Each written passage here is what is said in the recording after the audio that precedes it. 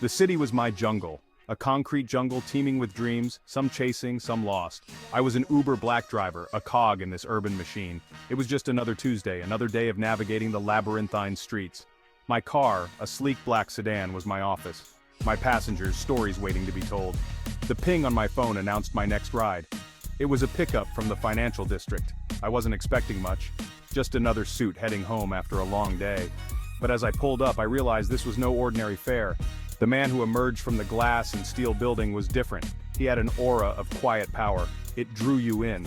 This wasn't just another passenger, this was a story waiting to unfold. I had a feeling this ride would be anything but ordinary.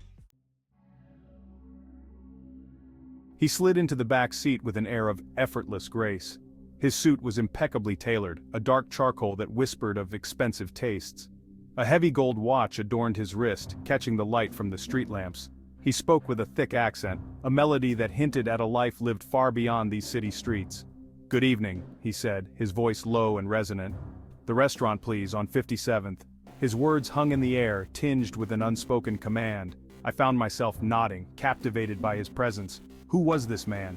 The drive was short, the silence punctuated only by the hum of the engine. He didn't speak, choosing instead to gaze out the window.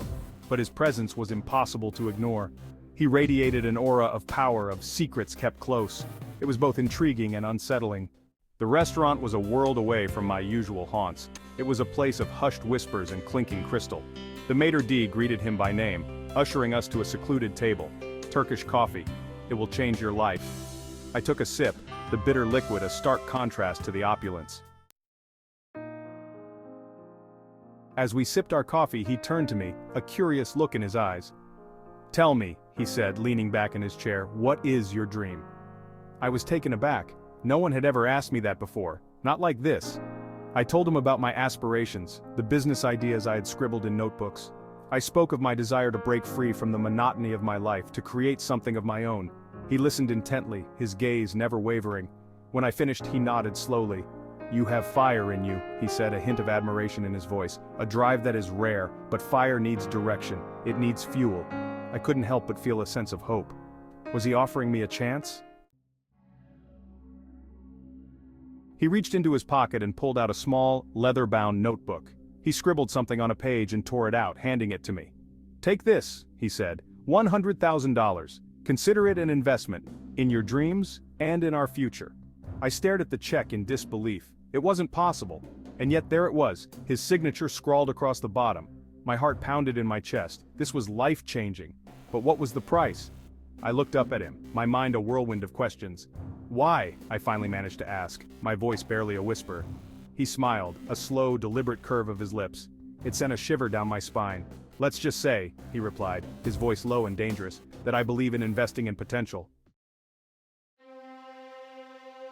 The realization hit me like a shockwave.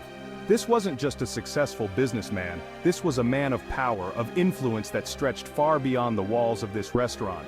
This was a Turkish mafia boss, offering me a chance to step into his world. Fear warred with excitement within me. I knew that accepting this offer would change everything. I was stepping into a world of shadows, of whispered deals and unspoken threats, but I couldn't deny the allure of it all. The money, the power, the chance to make my dreams a reality. As I left the restaurant that night, the check clutched tightly in my hand, I knew my life would never be the same. I had started the evening as a simple Uber driver, but I was driving into the unknown, and I was both terrified and exhilarated by the possibilities that lay ahead. The city, once my jungle, was now my chessboard, and I was about to play a very dangerous game.